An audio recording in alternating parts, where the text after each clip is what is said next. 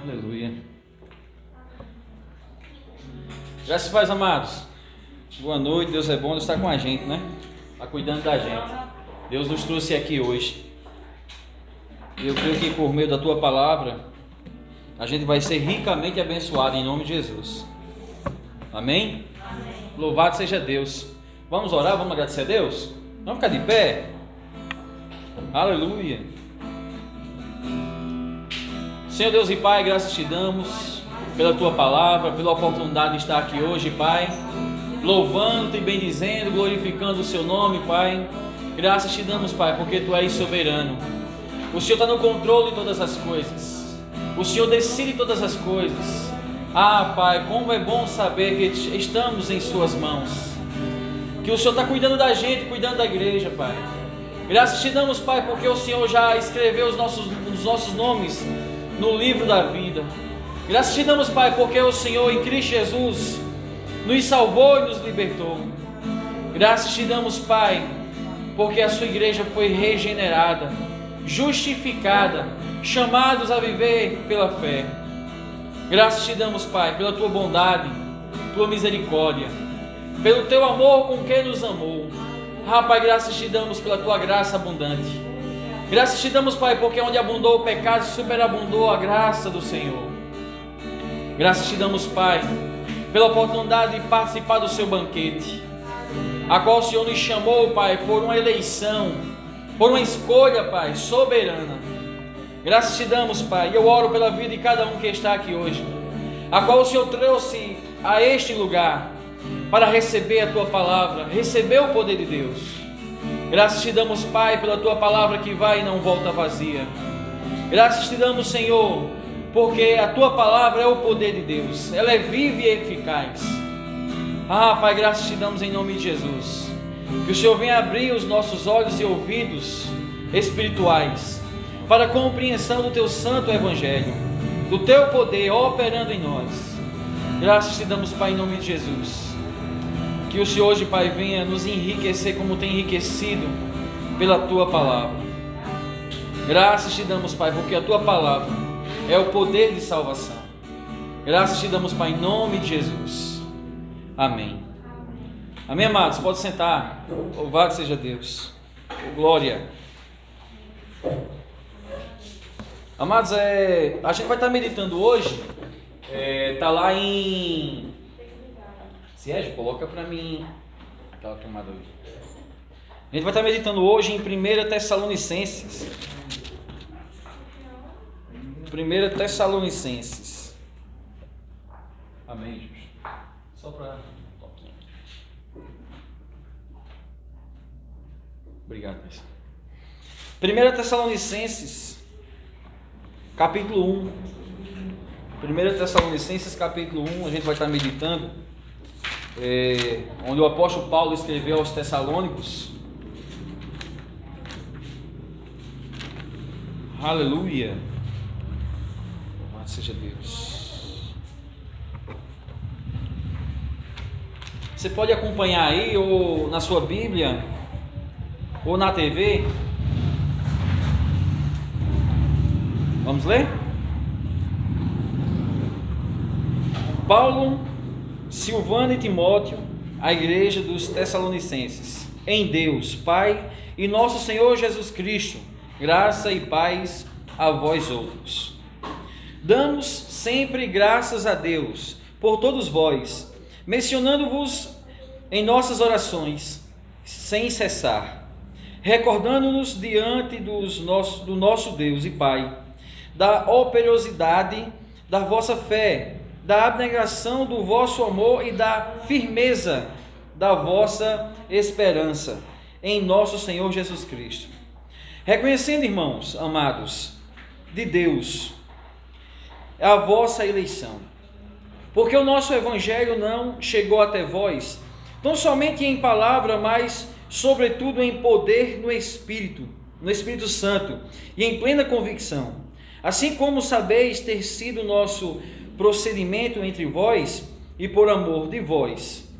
Com efeito, vós tornastes imitadores nossos e do Senhor, tendo recebido a palavra, posto que em meio de muitas tribulação, com alegria do Espírito Santo, de sorte que vos tornastes um modelo para todos os crentes na Macedônia e na Acaia. Porque de vós repercutiu a palavra do Senhor, não só na Macedônia e Acaia, mas também por toda a parte se divulgou a vossa fé para com Deus, a tal ponto de não termos necessidade de acrescentar coisa alguma, pois eles mesmos, no tocante a nós, proclamam que repercussão teve o nosso ingresso no vosso meio, e como, deixando os ídolos, vos converteste a Deus, para servirdes o Deus vivo e verdadeiro, e para guardardes dos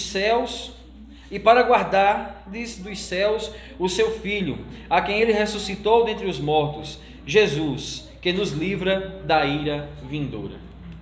Só até aí, amados, capítulo 1. Amados, a igreja de Tessalonicenses, né, é uma igreja exemplar no seu desempenho. É uma igreja que está de parabéns por ter uma fé operante.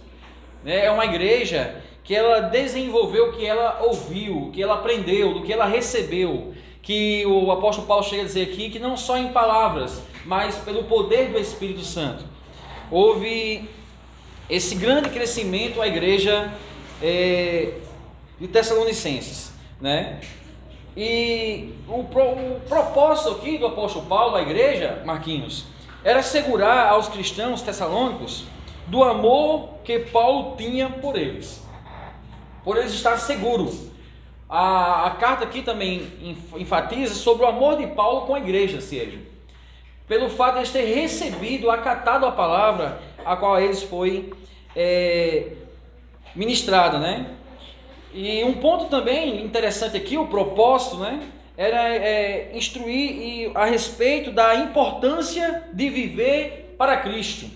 Nessa carta, há esse ponto também que era de instruir, né, a respeito da importância de viver para Cristo Jesus.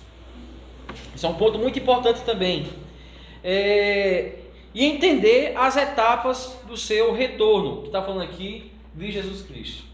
Então há uma compreensão que a igreja precisa ter, uma convicção que é saber a respeito e a importância de viver para o Senhor, para Cristo Jesus, viver segundo o que Deus quer, segundo o que Deus determina na Bíblia, né? Eu lembro que um discípulo disse assim: para onde iremos se só o Senhor tem as palavras de vida eterna? Então é por essas palavras de vida eterna que a gente tem que ser instruído. Ela é a nossa instrução, ela é o nosso guia. Para quê? Para que a gente possa viver para Cristo. Paulo chegou a dizer assim: não vivo eu, mas Cristo vive em mim. Né? Ou seja, havia uma vontade do pecado no ser humano, a qual hoje não prevalece mais, que era escravo do pecado. Hoje, se somos escravos de Cristo, vivemos para Ele. Vocês compreendem isso, amados? E aí entender as etapas do seu retorno.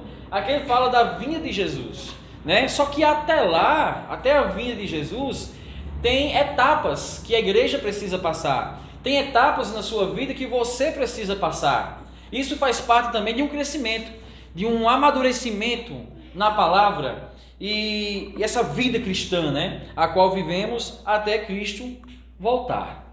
Então aqui, essa carta foi escrita em média, depois de Cristo Jesus, 50 a 51 anos depois, né? E há umas verdades fundamentais nessa carta também. Eu falo de um todo, mas só li o capítulo 1, que devemos agradecer a Deus pela fidelidade do seu povo, né? Agradecer a Deus pela fidelidade do seu povo, ele fala aqui, direcionada aos Tessalonicenses. E também os cristãos devem ser elogiados pela sua fidelidade. Foi o que Paulo estava falando aqui, elogiando a eles pela fidelidade deles à palavra, pela fidelidade deles ao que eles receberam, né? Eles eram cordiais, né? Recebiam, acatavam, mesmo em meio de grandes tribulações. Eles receberam a palavra com alegria, a Bíblia diz. Outro ponto fundamental também nessa carta é que os cristãos devem viver de maneira de agradar ao Senhor. É um ponto fundamental, aonde nos leva a ter uma vida como cristão, como crente de verdade, né? Como nascido de novo, no seu procedimento, no seu proceder, viver de maneira a agradar a Deus, né? Como agradar a Deus, como viver para Deus. Outro ponto fundamental também é que os cristãos que morreram vão ressuscitar quando Cristo voltar. Eu quero dizer para você que os cristãos que morreram vão ressuscitar quando Cristo voltar. Louvado seja Deus, né? Então esses pontos são os pontos fundamentais da carta de 1 Tessalonicenses. E vamos lá.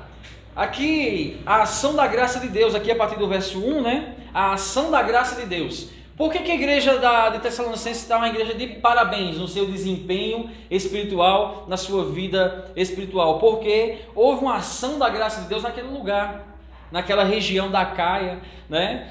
Da Macedônia. Houve a graça de Deus, a intervenção da graça divina.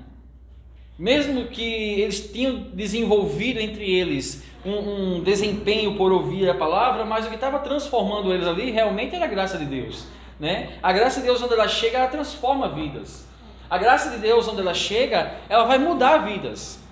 A promessa que devemos fazer como pregadores não é que a sua vida vai mudar para melhor. A graça, ela promete que você vai ser salvo do império das trevas. A graça, ela garante e lhe dá uma certeza que você vai ter vida eterna.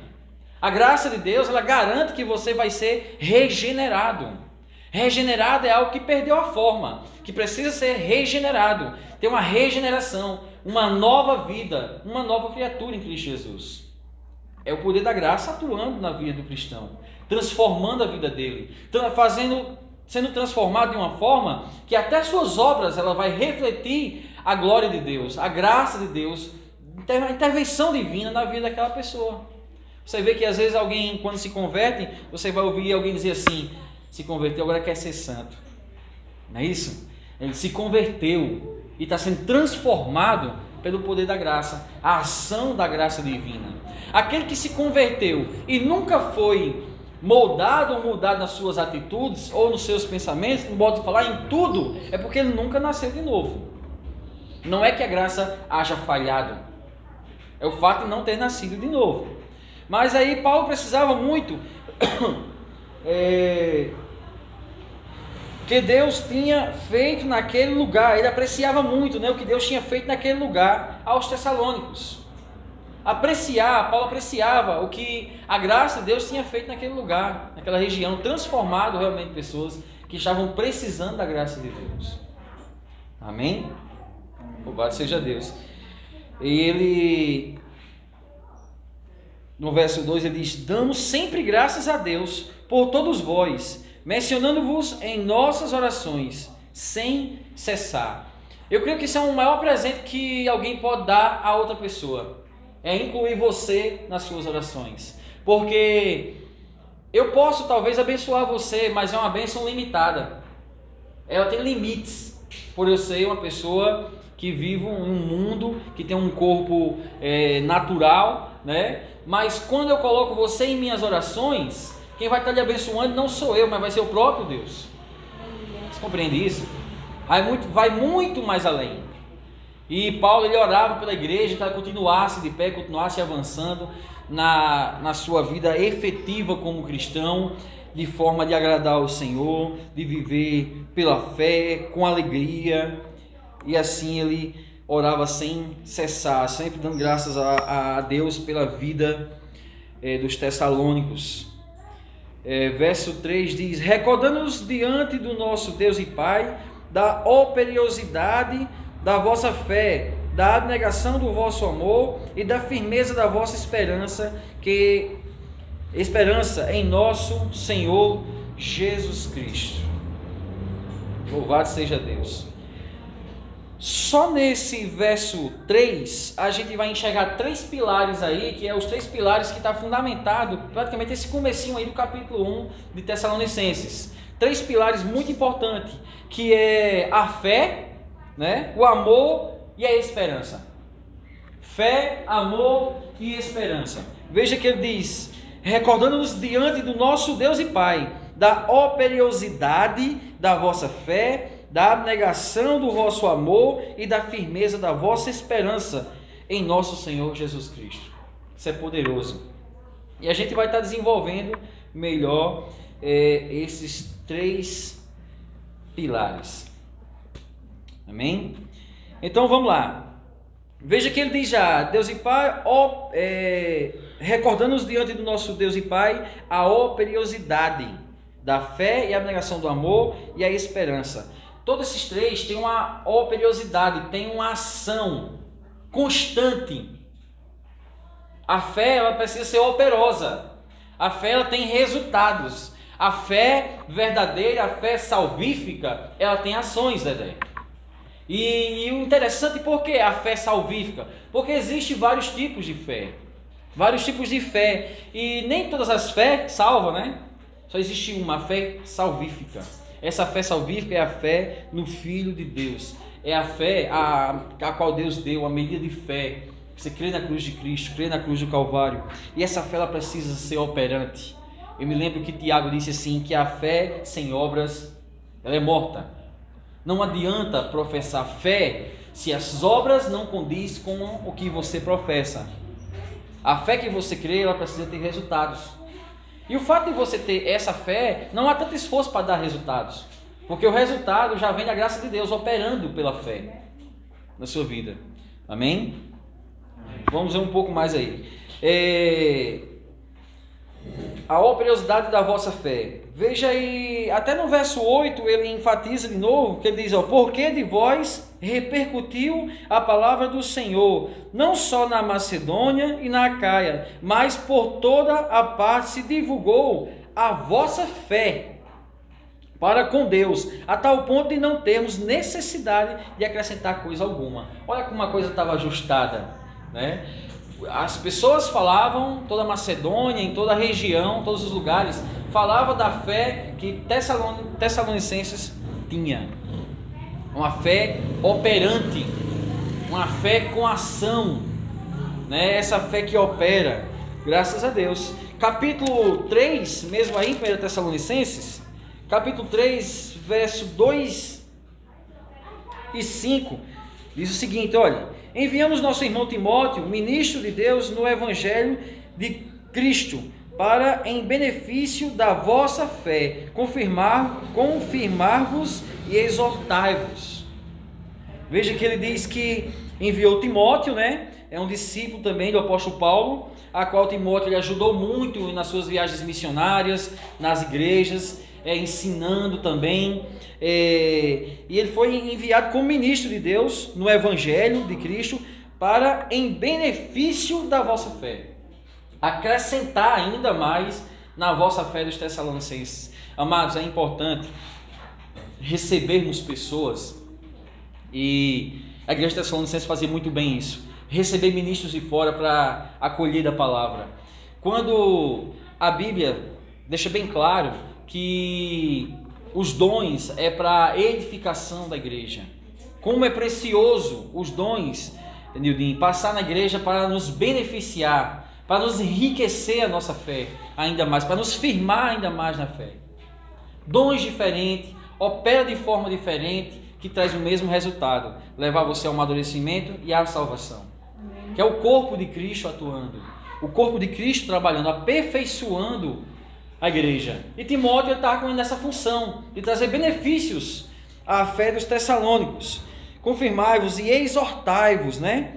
Verso 5 diz: foi por isso que, já não me sendo possível continuar esperando, mandei indagar o estado da vossa fé, temendo que o tentador vos provasse e se tornasse inútil o nosso labor. Ele disse: eu enviei Timóteo para que pudesse contribuir, testemunhar também, né, a fé dos Tessalonicenses, mas também que fosse a vossa fé temendo que o tentador vos provasse e se tornasse inútil. Ele disse aqui, olha, eu mandei ele para que trouxesse benefício, para que não fosse inútil o nosso trabalho. aí na vida de vocês. Então, era necessária a presença também de Timóteo, enriquecendo a igreja, fortalecendo a igreja, para que não fosse tentado e ser inútil toda a administração, toda a pregação a qual foi dada à igreja de Tessalônica. Não é diferente com a gente. É necessário a igreja estar sempre sendo alimentada com a palavra, com diversos dons passando na igreja. Amados, entenda uma coisa. A Bíblia diz que a gente, quando para de ouvir, até o que ouvimos, esquecemos. Por isso que é necessário você estar aqui hoje. Por isso que é importante você estar aqui hoje, para ser alimentado com a palavra. Por que eu falo isso? Porque às vezes, quem é que vai pregar hoje? Eu fico triste quando eu escuto uma pessoa me perguntar isso. Por favor, não me perguntem não. Ei, quem é que vai pregar hoje? Porque dependendo de quem for, eu vou. Só falta dizer isso, né? Quem é que vai pregar hoje? Sabe? Aonde dentro da nossa igreja, quando eu falo ministério, qualquer outro lugar, tem pessoas preparadas por Deus, cheias do Espírito Santo, para lhe abençoar. Porque o que ela vai te dar não vem de homens, vem de Deus, vem da palavra. Então, não quero quem vai saber quem vai pregar. Se alegre em ter alguém para pregar para você. Se alegre em ter a oportunidade de receber a palavra. A oportunidade de ouvir a palavra, entender, compreender, receber e avançar nela. Amém, amados? Amém.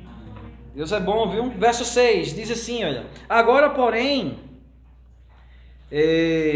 aqui ainda, viu? No capítulo 2:6. Agora, porém, capítulo 3, versos 6 e 7.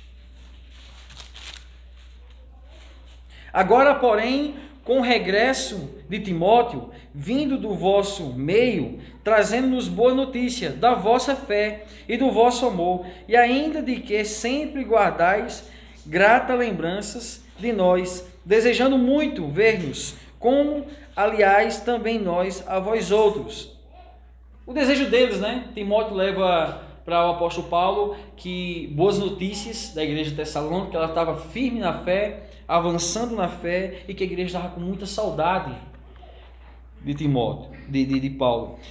Verso 7, sim, irmãos, por isso fomos consolados acerca de vós, pela vossa fé, apesar de todas as nossas privações e tribulações. Veja que ele diz assim, olha, o resultado da igreja é o consolo do pregador. O resultado da igreja é em ver o resultado, a graça de Deus operando, atuando, um povo avançando em fé, um povo unido, com um só propósito, sem deixar que sejam tentados, sem que as tribulações também o impeçam, né, de avançar. Até ele fala aqui no verso 7, todos nós apesar de todos as nossas privações e tribulações. Ou seja, a pregação aos Tessalônicos não foi fácil. Encontraram dificuldades, encontraram tribulações e provações para se pregar o evangelho, para se dar o evangelho à igreja. Amados, vocês não têm noção da dificuldade que é de se pregar o evangelho, porque surgem ataques, lobos rodeiam a igreja, cercam a igreja, há uma privação, uma dificuldade, mas o que alegra é ver o resultado na igreja da graça de Deus operando, né, desenvolvendo. O verso 10 ainda diz assim, olha, orando noite e dia com o máximo empenho para vos ver pessoalmente e reparar as deficiências da vossa fé. Ele aqui, a ação da graça, e veja, dá uma volta aí no 9, do capítulo 3, pois que ações de graças podemos atributar a Deus, no tocante a vós outros, por toda a alegria com que nos regozijamos por vossa causa, diante do nosso Deus, orando noite e dia, com o máximo de empenho, para vos ver pessoalmente e reparar as deficiências da vossa fé. Que há deficiências? Há deficiências. Né? Que precisa ter reparos? Precisa ter reparos. Hoje você está aqui fazendo o quê? Fazendo uma manutenção no seu coração, na fé, alinhando a coisa. A palavra ela vai alinhar você às Escrituras. A palavra vai alinhar para que com que você continue avançando de forma coerente segundo as Escrituras. Obrigado, Lê. Para que você possa estar fazendo a vontade de Deus. Graças a Deus por isso. Aleluia. Vamos lá, capítulo 1. Louvado seja Deus. Ainda no verso 3, como é poderoso. E ele fala aqui da fé, né?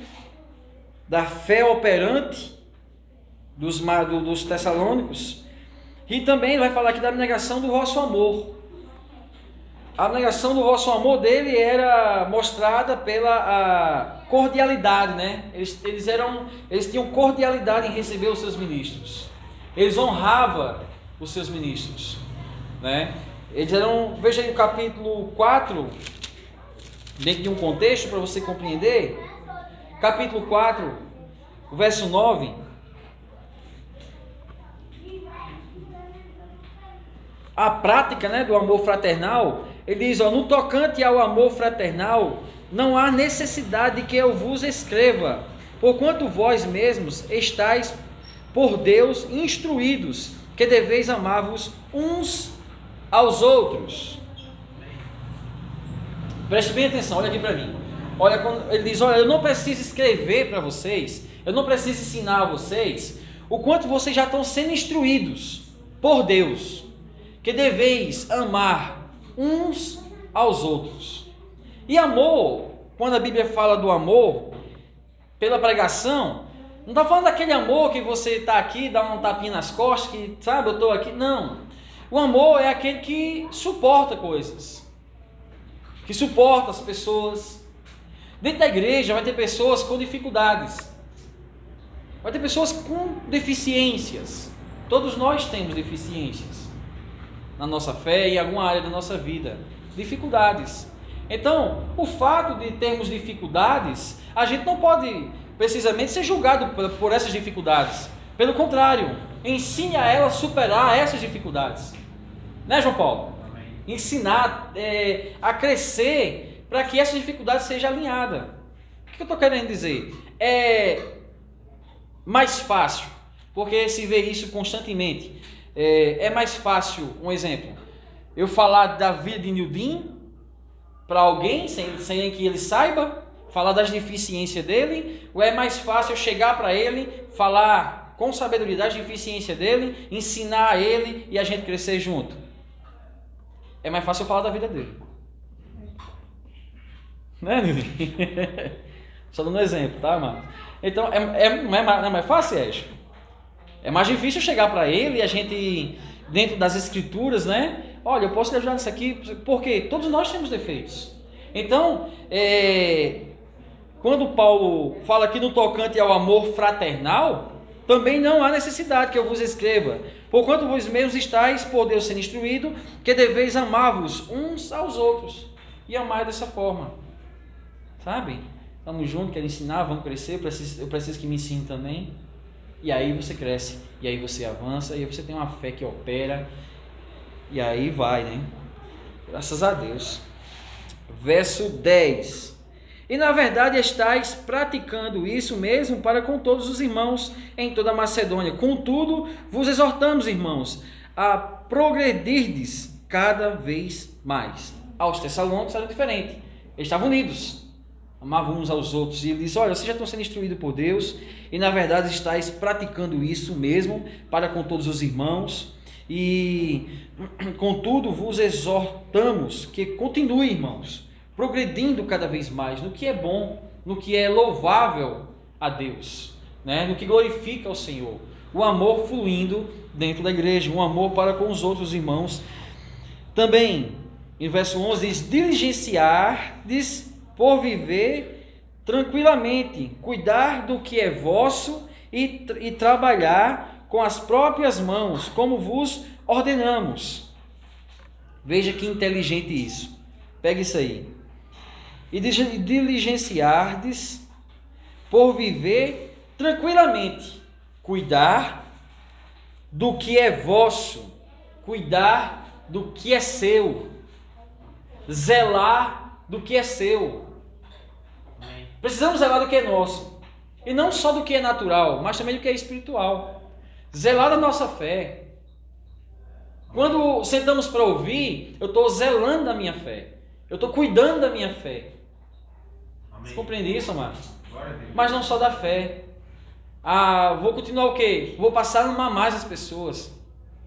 A mente sendo moldada, sendo transformada pelo poder do Evangelho. E também outra coisa, e trabalhar com as próprias mãos, como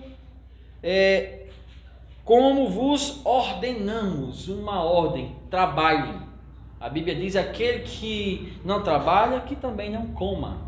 Ele estava querendo dizer aqui, para não ser pesado a outras pessoas. Acontece de ter pessoas, amados, mesmo que encontra alguém que possa suprir, ele não quer trabalhar, não quer fazer nada, porque tem alguém que supre, fica ali e acabou-se. Uma história de uma cidade aqui próxima, que uma mãe, ela cuidava do seu filho, e que de forma errada, ele já grande, ela pegava comida, colocava no prato, ia lá na rede, na sala, entregava na mão dele toda a vida, e ele não trabalhava, não fazia nada. E um dia os pais dele morreram, e ele ficou na dependência de um irmão. E o irmão disse, agora você vai ter que trabalhar, não vou dar de comer a você não. Ele acabou mendigando na rua. Desandou. Por quê? Porque ele era pesado. Era pesado. E Paulo aqui ele ensinando a não ser pesado, né? A outras pessoas, trabalhar com as próprias mãos. E de modo que, verso 12, de modo que vos porteis com dignidade para com os que de fora, e de nada venhais a precisar. A não precisar, né? De forma digna, para que seja exemplo também para as outras pessoas. Eu acho e creio que se devemos se espelhar, essa aqui é uma boa igreja para se espelhar. A como viver, a como proceder. Graças a Deus, porque aqui a Macedônia, os Tessalonicenses, estavam sendo instruídos por Deus, assim como eu e você está sendo. Instruídos por Deus, instruídos pela palavra. Amém, justos? Amém. Louvado seja Deus. A firmeza da vossa esperança, ainda no verso 3, que é um outro pilar também. A firmeza da vossa esperança. Estou voltando aí para o capítulo 1 de Tessalonicenses, no verso 3, de 1 Tessalonicenses, tá? 1 Tessalonicenses, capítulo 1, verso 3, ele diz aqui, recordando-nos diante do nosso Deus e Pai, e da operosidade da vossa fé, da abnegação do vosso amor e da firmeza da vossa esperança em nosso Senhor Cristo, né? Jesus Cristo. A firmeza da vossa esperança. Paulo aqui estava se referindo, né, à volta de Cristo Jesus, que o livraria das suas preocupações e da ira de Deus que se aproximava, que está para vir. O fato de você se converter ao Senhor, o fato de você ser atraído pela graça de Deus, de ser chamado por Deus, é um livramento de uma ira vindoura. Amém. A ira de Deus se aproxima, assim como também se aproxima a volta de Cristo. A volta de Cristo e depois a ira na vida dos perversos.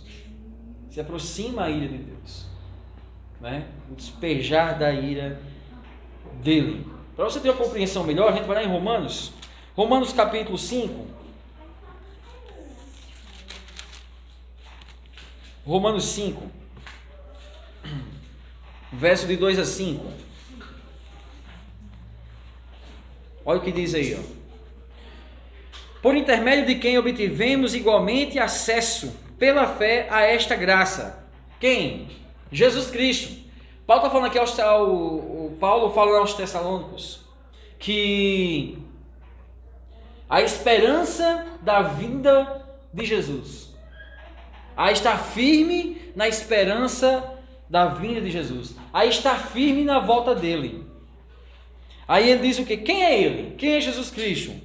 Aí ele diz aqui em Romanos capítulo 5, verso 2: por intermédio de quem obtivemos igualmente acesso pela fé a esta graça, no qual estamos firmes e gloriamos-nos na esperança da glória de Deus. Da mesma forma que ele falou aos Tessalônicos, ele falou também aos Romanos. A esperança de estar firme. E a glória da esperança da glória de Deus. E não somente isto, mas também nos gloriamos nas próprias tribulações, sabendo que as tribulações produzem perseverança. Produz uma perseverança. Isso faz parte de você estar firme, né, na esperança. Vocês estão compreendendo? Como é que está firme?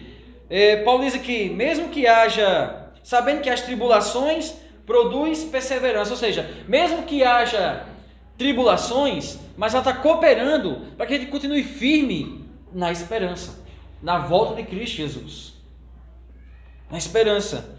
Verso 4 diz, e a perseverança, a experiência, e a experiência, a esperança. Mesmo que tenha as dificuldades, mesmo que tenha tribulações, mas está produzindo isso, esperança, perseverança, amadurecimento na nossa vida. Eu sou cristão porque eu sofro. Por que eu sofro se eu sou filho de Deus? Eu não sei em outra igreja, mas aqui a gente não prometeu que você ia parar de sofrer se viesse para cá, não. Porque a Bíblia não promete isso. A Bíblia não promete que você não vai ter mais problemas. Pelo contrário, ela diz que você vai ter problemas. Você vai passar por provações, tribulações, dificuldades, para que produza em nós, em nosso coração, esperança no Senhor. A esperança de Ele voltar. Esse é o grande propósito da igreja. A alegria da igreja é saber que Ele vai voltar. A alegria da igreja não é só saber que Ele vai voltar, mas que você vai subir com Ele. A alegria da igreja, que às vezes eu fico, pode me chamar de louco quem quiser, mas eu fico às vezes olhando para o céu, igual um bobão, e tentando imaginar o que a Bíblia diz, quando fala do céu se abrindo, trombetas, os quatro cantos da terra, tocando tudo, eu não consigo imaginar, mas vai ser poderoso. Vai ser poderoso, em poder contemplar, e não só contemplar, mas experimentar, porque contemplar todos vão ver, e experimentar a volta dele, é a esperança, a qual obtivemos pela fé, nesta palavra, a esperança que Cristo vai voltar. Verso 4, né? A perseverança, a experiência, e a experiência, a esperança. Verso 5, ora, a esperança não confunde, porque o amor de Deus é derramado em nosso coração, pelo Espírito Santo, que nos foi outorgado. O amor de Deus é derramado pelo Espírito Santo, que foi lhe dado por Deus. Ele mostra, ele revela o quanto você é amado por Deus. E estar firme nessas verdades faz com que você continue perseverante, com esperança de que Ele vai voltar. Glória a Deus. Eu sei que para muitos provoca medo. Jesus está voltando. Eita, peraí. Ele está voltando para cumprir as promessas a qual a igreja de muito tempo vem esperando que aconteça. Os discípulos, eles não tiveram o privilégio de qual a gente vai ter. A gente tem, amados, visto notoriamente a graça de Deus acontecendo, é tão provado. Alguém falou assim, está muito claro dos fins dos tempos, pelo que está acontecendo, nunca teve tão real o que está acontecendo hoje, né? E se Deus permitir que a gente veja Cristo voltando, louvado seja Deus. Se não, morremos e vamos morar com Ele de todo jeito. Ter essa esperança de que a coisa vai ficar melhor. Às vezes eu passo para as pessoas, tá tudo bom, tá ótimo e vai ficar melhor, viu? Eu sei que elas levam para o natural. Não estou falando natural, porque no natural não vai ficar melhor. A cada vez mais, naturalmente, o mundo vai ficando pior. Pandemia e tantas coisas aí que vai acontecer ainda, fome. E é bom que vocês fiquem cientes disso. Eu creio que nos próximos cultos a gente vai estar falando sobre isso também, né? Mas a nossa alegria de que vai ficar melhor, não é o dia só em si de amanhã ficar melhor, não. É que tem uma esperança melhor. Hein, Neide? Há uma esperança melhor e ele vai voltar. Aleluia. Essa é a nossa alegria, né? Que vai ficar melhor. Eu diria que não vai ficar melhor, vai ficar perfeito. É outro nível.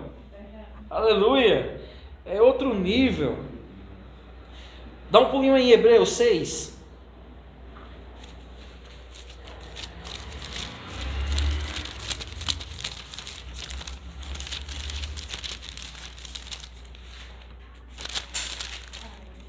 Hebreus 6, verso 10. Só fazendo um complemento lá de Tessalônica, dos Tessalonicenses. Verso 10 diz: porque Deus não é injusto para ficar esquecido do vosso trabalho. Há uma esperança, mas mesmo assim, Ele não é injusto para esquecer do seu trabalho. Do vosso trabalho e do amor que evidenciastes para com o seu nome, pois servistes e ainda serves aos santos. Você acha que está trabalhando muito? Deus não é injusto para esquecer do seu trabalho, Senhor. Se você acha que está trabalhando em vão, não está não. Se você está trabalhando para o Senhor e não está tendo reconhecimento, graças a Deus, é para o seu crescimento. É bom as pessoas reconhecerem o seu trabalho, receber o seu trabalho. Eu creio que é diferente, receber o seu trabalho e reconhecer o seu trabalho. É bom, mas a gente não luta para isso. Paulo aqui, ele diz aos Tessalonicenses, olha, a gente não fez isso por interesse, por dinheiro. A gente não fez isso para se vangloriar, receber reconhecimento de vocês. Não. Né? Porque às vezes o pessoal está trabalhando demais, acha que está fazendo muito e tudo e tal. Isso, olha o que a Bíblia diz. Que ele não é injusto para esquecer. Porque Deus não é injusto para ficar esquecido do vosso trabalho e do amor que evidenciastes para com o seu nome. Às vezes você evidencia amor com a igreja, você sempre se envolve nas coisas do Senhor, você sempre está ali pronto, mas parece que você não vê um certo reconhecimento, e aí vai se entristecer, ficar triste, e de repente esse negócio não está funcionando e tudo tal. Não, está funcionando sim. O problema é que se você quiser reconhecimento de homens, você vai ter problemas, e dos grandes. Não está esquecido não. O seu trabalho para com o Senhor não é em vão. Não é em vão. Desejamos, porém, continue cada um de vós mostrando até o fim a mesma diligência para a plena certeza da esperança. Permanecer até o fim para obter o quê? A esperança. Para que não vos torneis indolentes, mas imitadores daqueles que pela fé e pela longanimidade herdam as promessas. Glória a Deus. Louvado seja Deus. Aqueles que herdam as promessas. Ele não vai esquecer, ele não é injusto. Ele não é injusto para esquecer nenhum dos seus trabalhos no Senhor. 1 Coríntios 13. Abra aí, por favor. 1 Coríntios 13. Olha o que diz. Agora, pois, permanecem a fé. Os 3 pilares da carta de Tessalonicenses. Permanecem o quê? A fé, a esperança e o amor. É os 3 pontos que você precisa estar fundamentado na igreja. Fé, esperança e amor. Estes 3, porém, o mais importante, né, o maior destes é o amor. Na glória você não vai precisar de fé, mas vai prevalecer o amor. Na eternidade vai prevalecer o amor. São esses 3 pontos, amados, importantes, que precisamos perseverar, para que a gente não perca a esperança. Amém. A fé na promessa, no que Deus te prometeu, no que a Bíblia diz. Amor um para com os outros, né? O amor, a ação do amor e também a esperança de que Cristo vai voltar. Aleluia. Amém? Louvado seja Deus. Oh, Deus bom. Deus fiel. Verso 4 de 1 Tessalonicenses, capítulo 1.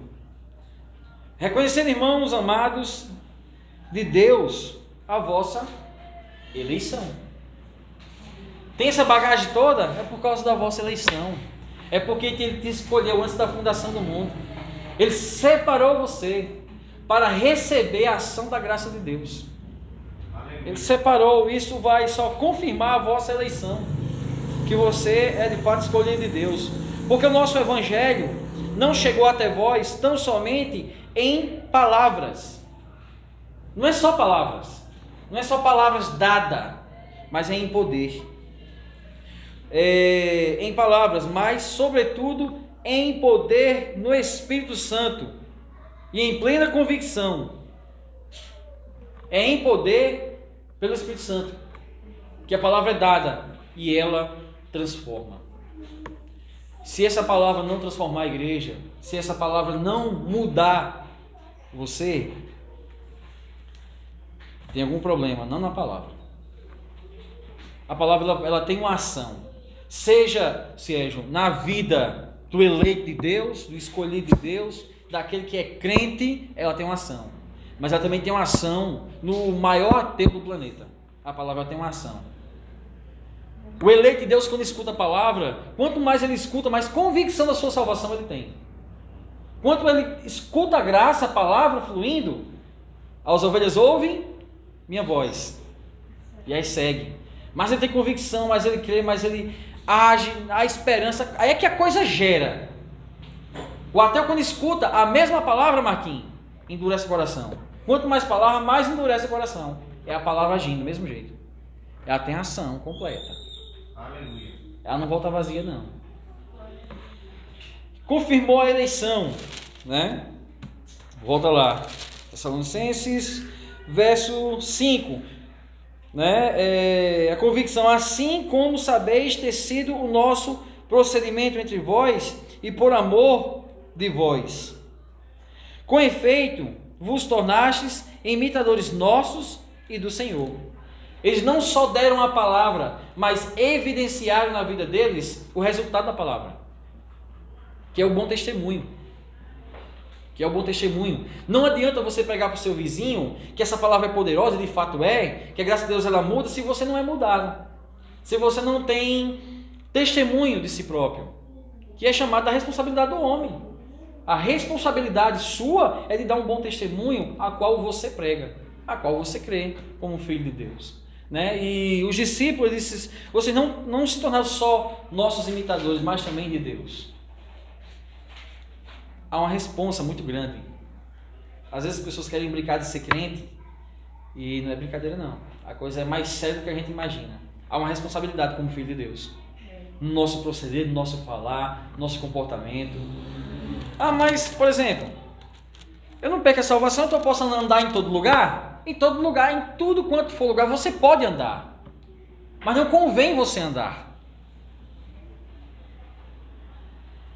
Perguntaram para um irmão, lá na nossa igreja, né? Perguntaram para o irmão se eu tenho convicção na minha salvação. Se Deus me salvou por Jesus Cristo, eu posso tomar um refrigerante num bar, eu posso tomar um refrigerante numa boate. Estranho, né? Só tem refrigerante numa boate? Você acha refrigerante em toda esquina? Por que justo lá? Tudo eu posso, mas nem tudo me convém. Quem olhar para você não vai ver você tomando refrigerante lá, não. Não vai. Fulano da igreja tal, estava lá, é porque é crente, viu? Está entendendo, Anderson? Então há um proceder, a gente tem que medir as coisas, tem que equilibrar as coisas, pesar as coisas antes de falar ou de fazer, pelo fato de sermos cristãos. Uma coisa é, você está sendo vigiado pelo mundo, o mundo está te olhando, para no seu primeiro erro te pegar e te acusar.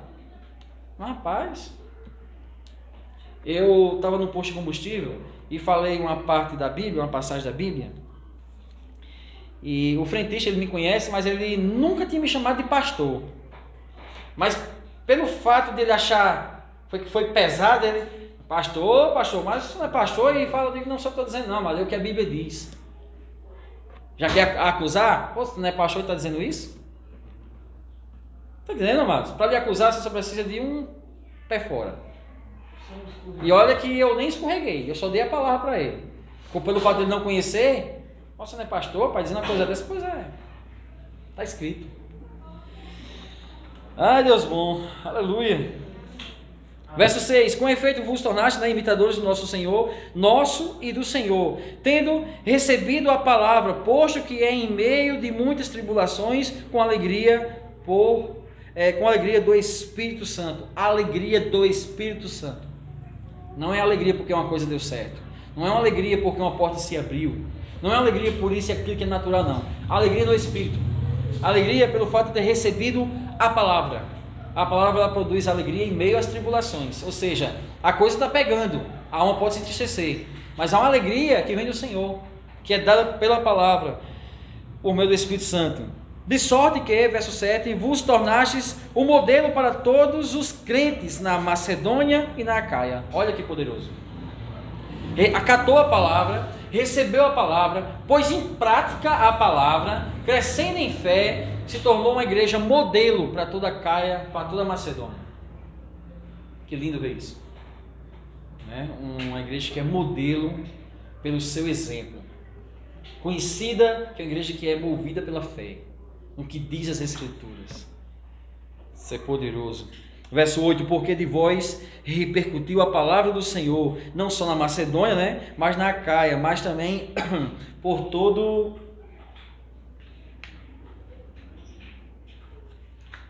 parte se divulga a vossa fé para com Deus. Você é conhecido como crente? Ou não? Como cristão? Se a partir do momento que você é conhecido como um cristão, é porque você professa a sua fé. Eu estava fazendo uma entrega num povoado entre Cruzeta e São José do Seridó, já à noite, já às 7 horas da noite, e eu sabia que era na casa de um evangélico, de um cristão. E a gente foi pedindo informação. Quando eu cheguei na casa de um rapaz, onde é a casa de fulano, não lembro mais agora o nome dele, aí mora ali, ele é evangélico, esse é crente. O cara disse, eu lembro dessa frase que ele disse, esse é crente, viu? Não sei qual que ele testemunha lá, mas disse, esse é crente. E nos recebeu, foi com grande alegria, né? Conhecido, né? Divulgado, que é conhecido pela fé, a fé que professa de Deus, a tal ponto de não termos necessidade de acrescentar mais nada. Você viu outras igrejas sendo corrigidas, sendo tratadas, e aqui ele disse, olha, pelo que conhecemos, ele só mandou Timóteo lá para fazer um levantamento, dar uma reforçada, para não serem, né, andar por um fio, para não ter problema de Satanás, sei lá, roubar a palavra. Enviou Timóteo, e Timóteo trouxe muitas informações boas que a igreja estava vivendo pela fé. Verso 9 diz, pois eles mesmos, no tocante a nós, proclamam que repercussão teve o nosso ingresso no vosso meio. E ele disse, olha, quando eles estavam aqui, é mais ou menos assim, quando eles estavam aqui, o ingresso deles aqui foi o que fez a igreja prosperar na palavra, enriquecidos no conhecimento, deixando, olha o resultado quando é dado a palavra, que repercussão, né, teve ao nosso ingresso no vosso meio. O que foi que repercutiu? O que foi que mudou? Eles deixaram os ídolos e vos convertestes a Deus para servirdes ao Deus vivo e verdadeiro. Aleluia. Quando a palavra chega, ela tratou a igreja de Tessalônica. Eles deixaram os ídolos. Todos nós éramos ídolos. Tínhamos ídolos. E às vezes nós somos os próprios ídolos de nós mesmos. As pessoas, não, mas eu não ia para a igreja, não adorava nenhuma imagem, tudo tal. Fazia pior, adorava a si mesmo. Adorava a si mesmo, ou seja, ídolos. E quando a palavra chega, ela tira a justiça do homem e implanta a justiça de Deus. Ela tira a glória do homem e coloca a glória de Deus. Ela tira a obra do homem e coloca a obra de Deus, a obra divina. Agora, amados, tirar a justiça, tirar a obra do homem, isso é doloroso. É a palavra pegar você e colocar contra a parede. É Deus no comando de tudo, não é você não. Então, tratou, e eles deixaram os ídolos, assim como você deixou. A idolatria, adorar a si mesmo, adorar o dinheiro e tantas outras coisas, a qual às vezes nem percebemos por ser escravo do pecado, né? Essa adoração. E eles deixaram os ídolos para adorar ao Deus vivo, ao Deus que realmente funciona, ao que é soberano, uma coisa realmente tem vida, né? Vivo e verdadeiro, servir ao Deus vivo e verdadeiro, porque os outros são mentirosos. Só há um Deus, só há um intercessor, Jesus Cristo, intercessor. Nada mais ninguém pode interceder por você a não ser Jesus Cristo. Não tem outro santo, como dizem por aí, que pode estar intercedendo para Deus, não. A Bíblia diz que é só Jesus. Jesus é o centro. Ele é o caminho, a verdade e a vida. Ninguém vai ao Pai se não for por Ele, por Jesus Cristo. Não há outro intercessor. Há um Deus vivo e verdadeiro. Amém? Amém. Aleluia. Verso 10, para a gente encerrar. E para aguardares dos céus o seu Filho. Está falando da esperança. Né? Aguardar dos céus o seu Filho, a quem Ele ressuscitou dentre os mortos. Jesus, que nos livra da ira vindoura. Jesus, que nos livra da ira vindoura. Ele te livrou da ira vindoura. E de quem é essa ira? A ira de Deus. Mas como é que funciona isso? A Bíblia diz em Romanos 10 que todos se extraviaram e carecem da glória de Deus. Todos estavam perdidos, e os perdidos estão debaixo da ira de Deus. A Bíblia diz lá em Efésios capítulo 2, que aquele que ainda não se converteu ao Senhor, está debaixo da ira de Deus. Ainda Deus está irado com esse povo. Então aquele que não se converte está debaixo da ira de Deus. E essa ira de Deus, ela vai ser derramada, despejada no dia da calamidade. O perverso, os que não foram chamados, que é chamado de destinados, né? Esses vão receber a ira de Deus. Não é só experimentar, é receber a ira de Deus. Um povo avarento e tudo mais que vai para o inferno junto com Satanás. O que é rir lá no inferno não é Satanás que vai provocar essa situação lá, não. É a ira de Deus que vai queimar no inferno. A ira de Deus ali que vai fazer com que tenha ranger de dentes. Ou seja, sabe o que está dizendo aqui? Você foi livre da ira dele, por meio de Jesus Cristo. Deus, por sua vontade, enviou Jesus para morrer pelos seus filhos, para livrar da ira dele. Olha que soberania, que coisa linda. Glória a Deus. Mas isso é muito injusto, pastor. Isso é muito injusto. Deus vai fazer uma coisa dessa? Ele não é injusto. Ele continua sendo justo. Aos filhos de Deus, Ele dá o que a gente não merece, que é a graça dEle, que é a misericórdia dEle, que é o favor dEle. Ele faz como Ele quer. Então Ele está sendo justo. A gente não merece, mas Ele dá. E nos filhos da desobediência, que a Bíblia diz dos ímpios, né? Dos que não creem, Ele vai dar o que eles merecem. Ele continua sendo justo. Se eu contrato o Ciege para trabalhar para mim durante um mês, quando terminar o mês, eu vou pagar o salário dele. Eu estou pagando o que ele merece, porque ele trabalhou. Eu estou sendo o que com ele? Justo. Eu seria injusto se eu não desse a ele o que a gente negociou ou o que ele merece. Ele não merece um salário pelo que trabalhou, vou dar a ele um salário. Estou sendo justo com ele. Os ímpios, Deus vai dar aos ímpios o que eles merecem. Isso é ser justo. Ele continua sendo justo do mesmo jeito. Agora, graças a Deus, que Ele nos livrou do pecado, da morte eterna. Né? Nos livrou, como Ele diz aqui, Jesus, que nos livra da ira vindoura. Há uma ira vindoura aí.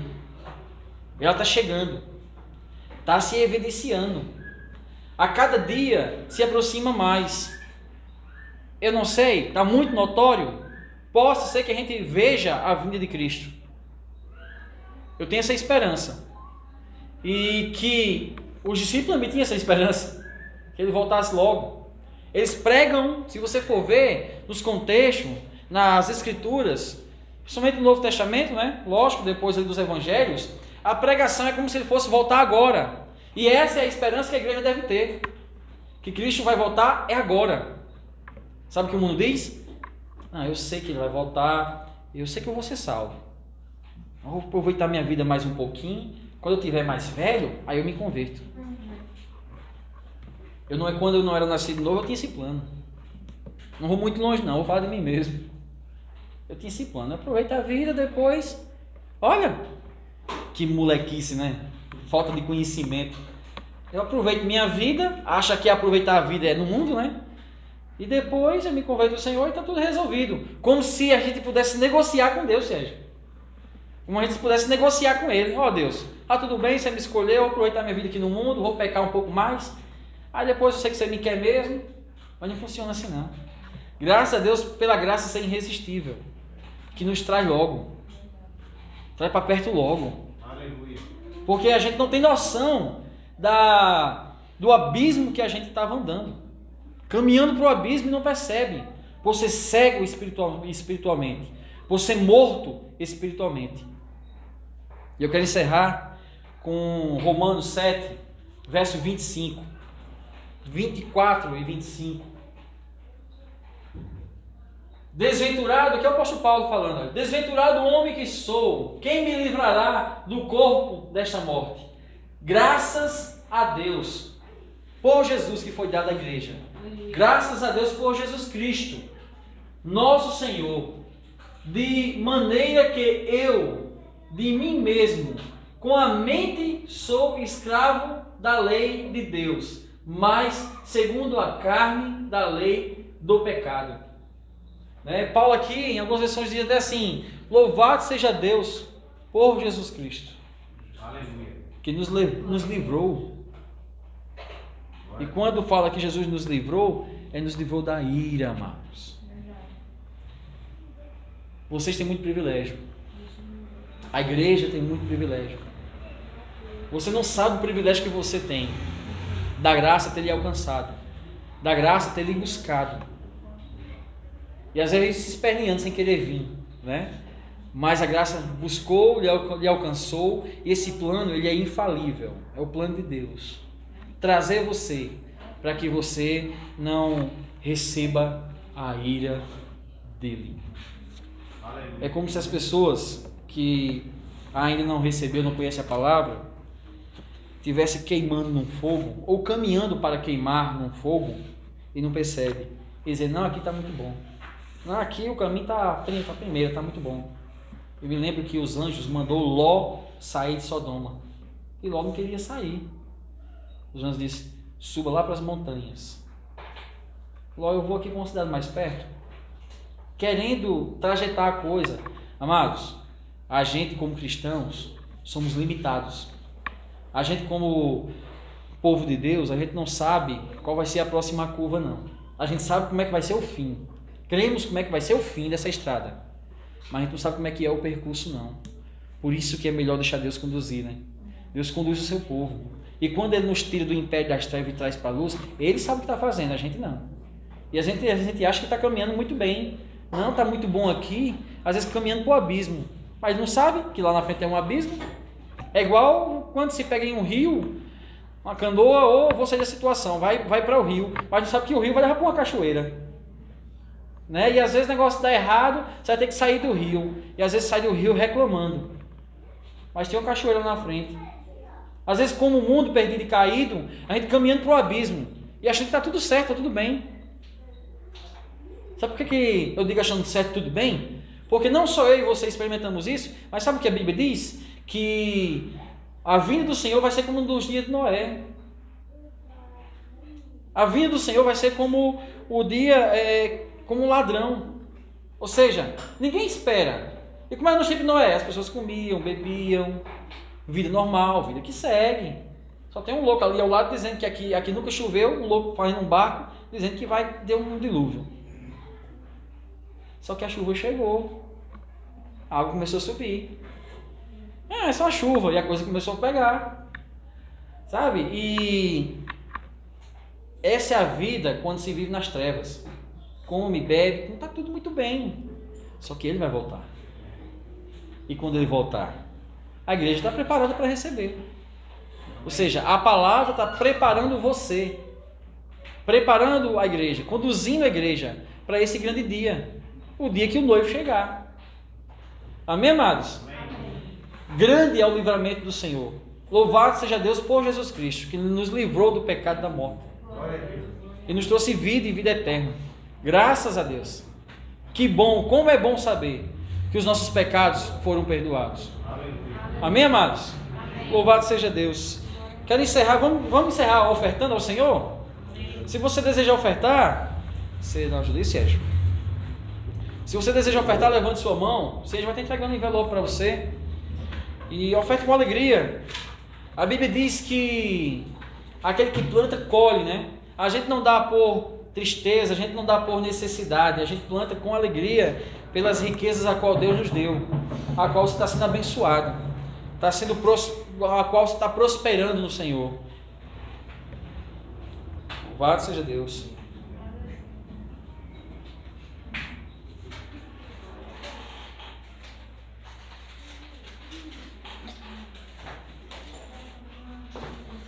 Quando você separar a sua oferta, pode colocar aqui no gasofilaço, tá?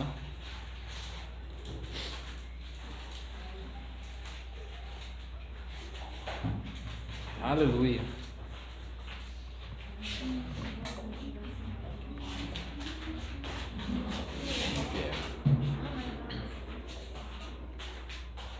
Vamos agradecer a Deus?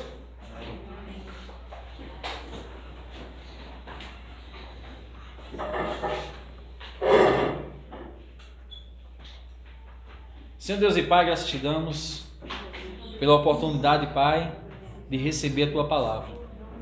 Graças te damos, Pai, pelos bons ouvidos que o Senhor nos deu. Ouvidos e coração apto a receber a Tua santa palavra. Crescer na Sua palavra, sendo moldado por ela, Pai. Graças te damos, Pai, pelo poder do Espírito que atua em nossos corações. Graças te damos, Pai, porque estamos sendo transformados pela Sua palavra. Ah, Pai, eu creio, porque o Senhor, por meio das Suas Escrituras, está transformando, fazendo com que a igreja seja cada dia uma igreja melhor no Senhor. Graças te damos, Pai, por nos permitir ter a oportunidade de experimentar, Pai, do Teu banquete. Graças te damos, Pai, porque o Senhor nos chamou. O Senhor nos atraiu, Pai, com grande amor com quem nos amou. Pela Sua misericórdia, Pai, o Senhor nos chamou. Graças te damos, Pai, porque fomos chamados para crer. Tu és bom, Pai. Recebe honra, Pai, glória e louvor. E toda a adoração, Pai. Oramos, Pai, em nome de Jesus, pelos pastores, por esse ministério, Pai, pela igreja do Senhor, que prega o Evangelho. Que pessoas continuem, Pai, perseverantes na Tua palavra. Mesmo em meio às tribulações e às dificuldades, que continue perseverante, Pai, crendo no Evangelho, crendo na Sua palavra que é viva e eficaz. Oramos também, Pai, pelas autoridades desta cidade, do nosso estado, nosso Brasil. Que as venha governar, Pai, segundo a Tua vontade. Que as venha fazer, Pai, que o Teu nome seja louvado, Pai. Que o Senhor dê ousadia e intrepidez ao nosso presidente.